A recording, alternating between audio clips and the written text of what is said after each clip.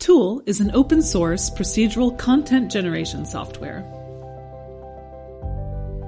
We are targeting the sweet spot between real-time rendering, graph-based procedural content generation, and linear keyframe animation and editing.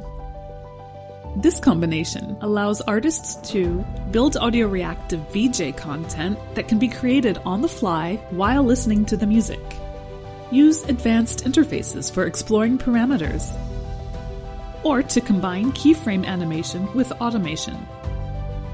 Technical artists can also dive deeper and use Tooll for advanced development of fragment or compute shaders, or to add input from MIDI controllers, sensors, or sources like OSC. It also provides the foundation for custom-designed and optimized user interfaces. We strongly believe in usability and intuitive and beautiful interface design.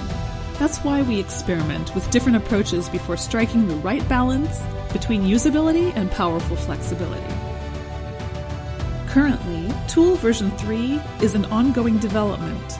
It's stable enough to produce high-end visuals, create motion graphics, use many industry-standard features like color correction, scopes and tone mapping, and export small standalone executables.